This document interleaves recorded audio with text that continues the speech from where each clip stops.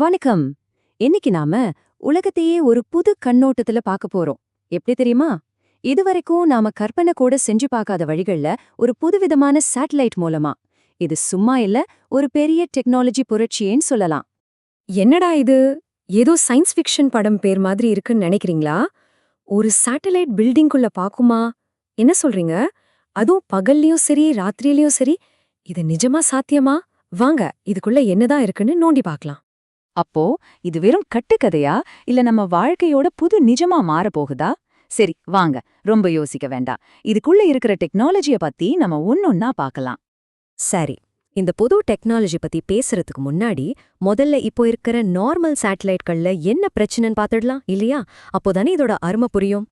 பாருங்க, 75%, அதாவது எந்த நேரத்துல நீங்க பார்த்தாலும் நம்ம பூமியில முக்காவாசி இடம் ஒன்னு அடர்த்தியான மேகத்துக்கு பின்னால மறைஞ்சிருக்கும், இல்லனா ராத்திரி இருட்டுல மூழ்கி இருக்கும். இதனால நம்ம பார்வையில ஒரு பெரிய கேப் இருக்கு இல்லையா? இந்த கேப்பை நிரப்பத்தான் ஒரு சூப்பர் ஹீரோ மாதிரி ஒரு டெக்னாலஜி வருது. அது பேரு தான் சிந்தெட்டிக் அபர்ச்சர் ரேடார். நாம சுருக்கமா SARன்னு சொல்லுவோம். இதுதான் இந்த கேம் சேஞ்சர். இது எப்படி வேலை செய்யுதுன்னு சிம்பிளா சொல்லணும்னா, வவ்வால் பாத்திருக்கீங்களா? அது இருட்டுல எப்படி சத்தத்தை அனுப்பி அது திரும்பி வரத வச்சு முன்னாடி என்ன இருக்குன்னு தெரிஞ்சுக்குதோ, கிட்டத்தட்ட அதே மாதிரிதான் இந்த சார். ரேடியோ அலைகளை விண்வெளியில இருந்து அனுப்பி பூமிய படம் பிடிக்குது. சூப்பரான அனாலஜி இல்ல? அப்போ இந்த புது சேட்டலைட்கள் கிட்ட 3 முக்கியமான சூப்பர் பவர்ஸ் இருக்கு. முதல்ல SAR. இது மேகங்கள், இருட்டு எல்லாத்தையும் ஊடுருவி பார்க்கும். ரெண்டாவது ஹை டெஃபினிஷன் வீடியோ, அதாவது 4Kல அங்க என்ன நடக்குதுன்னு லைவா பார்க்கலாம். மூணாவது தெர்மல் இமேஜிங். இது வெப்பத்தை துல்லியமா கண்டுபிடிக்கும். சரி, எல்லாரும் மனசுலயே ஓடிட்டு இருக்கிற அந்த கேள்விக்கு வருவோம். இந்த எக்ஸ்ரே விஷன் பில்டிங்குக்குள்ள பாக்குறது, இதெல்லாம் நிஜமா? வாங்க, எது கட்டுக்கதை எது உண்மைன்னு இப்ப பாத்துரலாம். நிறைய பேர் பயப்படுறது, ஐயோ இது நம்ம வீட்டுக்குள்ள எல்லாம் உழவு பாக்குமா அப்படின்னு தான். ஆனா உண்மை என்னன்னா இல்ல.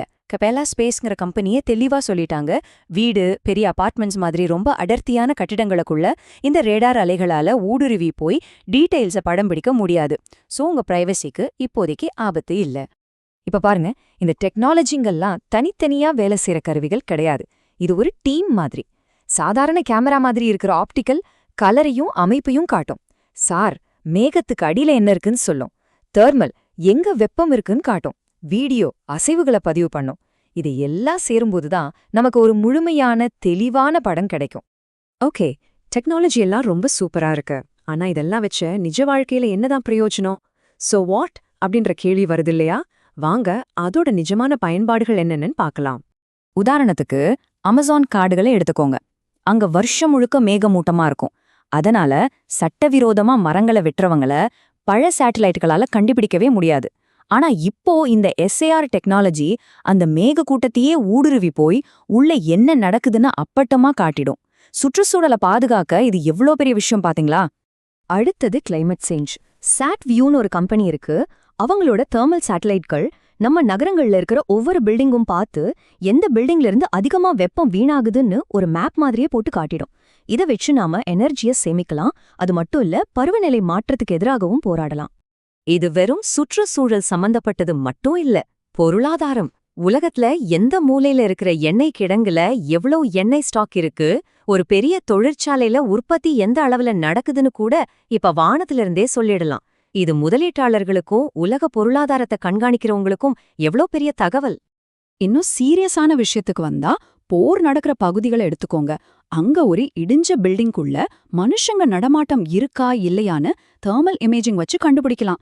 ராணுவ வாகனங்கள் எங்க நகருதுன்னு வீடியோ சேட்டலைட்கள் மூலமா ட்ராக் பண்ணலாம். இது ராணுவ ரீதியா ரொம்ப முக்கியமான உளவு தகவல்களை கொடுக்கும். ஆனா இங்கதான் நாம ஒரு நிமிஷம் நிக்கணும்.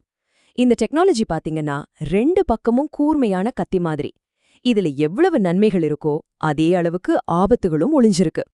ஒரு பக்கம் பாருங்க, சுற்றுச்சூழலை மாசுபடுத்துறவங்கள கையோட பிடிக்கலாம், பருவநிலை மாற்றத்துக்கு எதிரா போராடலாம், பேரழிவுகள்ல மக்களை வேகமா காப்பாத்தலாம்.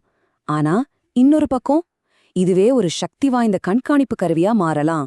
நம்மளோட தனிப்பட்ட பிரைவசிக்கு பெரிய அச்சுறுத்தலா வரலாம். ஏன் ராணுவ ரீதியா கூட தவறா பயன்படுத்தப்படலாம். இப்போ கேள்வி என்னன்னா, இந்த சக்தியை நாம எப்படி கையாள போறோம்? இதில் ரொம்ப முக்கியமான ஒரு மாற்றம் என்னன்னா, முன்னாடி இந்த மாதிரி தொழில்நுட்பம் எல்லாம் பெரிய நாடுகளோட அரசாங்கத்துக்கிட்ட மட்டும்தான் இருந்துச்சு. ஆனா இப்போ அப்படி இல்ல. இது ஒரு வணிகப் பொருளா மாறிடுச்சு. அதாவது காசு இருக்கிற யாரு வேணாலும் பூமியில கிட்டத்தட்ட எந்த இடத்த பத்தியும் நிகழ்நேரத்துல ரொம்ப துல்லியமான தகவல்களை வாங்க முடியும். இது ஒட்டுமொத்த உலகத்துக்கான ரூல்ஸையே மாற்று ஒரு விஷயம். அப்போ இங்கதான் கடைசி மற்றும் முக்கியமான கேள்வி வருது. மேல இருந்து யார வேணாலும் பார்க்கலாம்ங்கிற நிலைமை வரும்போது அப்படி பார்க்கறவங்கள யார் கண்காணிப்பாங்க? இந்த புது யுகத்துல வெளிப்படைத்தன்மைங்கிற பேர்ல நம்மளோட பிரைவசிக்கும் பாதுகாப்புக்கும் என்னதான் மதிப்பு இருக்க போகுது? இத பத்தி நீங்க என்ன நினைக்கிறீங்க?